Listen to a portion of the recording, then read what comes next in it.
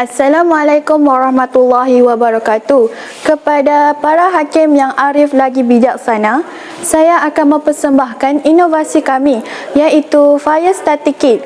Fire Starter Kit kami ini bertemakan affordable and clean energy di bawah kategori desain kehidupan. Inovasi Fire Starter Kit ini berasaskan buah sawit yang dapat menghasilkan bahan bakar untuk digunakan ketika menjalankan aktiviti perkhemahan.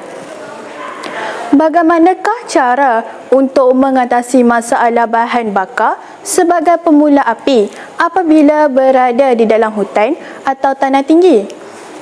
Jadi, objektif inovasi kami ialah untuk menghasilkan bahan bakar sebagai pemula api dengan mudah dan untuk memudahkan pengguna menghasilkan api ketika berada di kawasan pegunungan atau tanah tinggi. Seterusnya, pengguna dapat menjimatkan masa dan wang kerana kos yang rendah dan bahannya mudah didapati di mana-mana sahaja. Seterusnya, bahan dan kos yang digunakan ialah 4 bahan sahaja yang digunakan iaitu: yang pertama, buah sawit kering sebanyak 6 biji yang diambil dari kebun sendiri.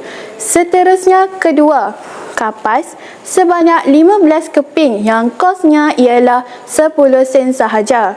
Seterusnya, bekas plastik yang kosnya ialah RM2 sahaja. Yang bahan akhir sekali ialah fire starter berharga RM20 sahaja. Maka kos penghasilan satu set Fire Starter Kit ini hanya RM22.10 sahaja. Bagi menghasilkan Fire Starter Kit, langkah yang pertama, kita perlu mengambil buah kelapa sawit yang masak dari ladang atau kebun. Setiap sampel buah sawit ditimbang menggunakan penimbang elektronik bagi mendapatkan jisiah awal buah sawit tersebut. Seterusnya, langkah yang kedua, buah sawit itu perlu dijemur di bawah cahaya matahari ataupun dimasukkan ke dalam inkubator bersuhu 50 darjah Celsius hingga 60 darjah Celsius selama 1 minggu. Langkah yang ketiga, buah sawit yang telah dikeringkan perlu ditimbang semula untuk mendapatkan jisim buah sawit yang kering. Bagi pengetahuan anda semua, buah sawit dikeringkan untuk mengeluarkan air supaya menjadi lebih ringan, nyalakan api lebih mudah, lebih lama serta sesuai digunakan sebagai pemula api.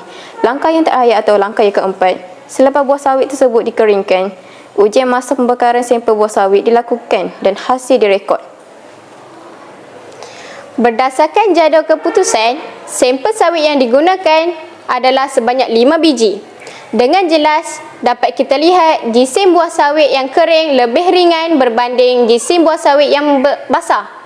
Ini menunjukkan air dibuang melalui proses pengeringan.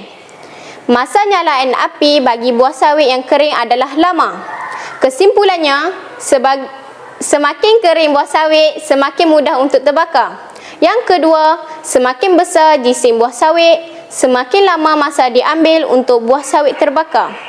Maka, buah sawit yang kering adalah bahan bakar yang sesuai digunakan sebagai bahan pemula api kerana pembakaran yang lebih lama. Jadi, sempatlah kita meletakkan kayu-kayu untuk menyalakan unggun api. Bahan bakar ini dapat digunakan dengan efektif walaupun kayu dan ranting basah. Pembakaran buah sawit kering adalah tidak mencemarkan udara kerana nyalaan adalah bersih, tiada asap atau jelaga yang terhasil. Sebagai rancangan masa hadapan, kit akan dijadikan bagi memudahkan pengguna membawanya ke mana-mana tempat ketika pergi ke aktiviti perkhemahan.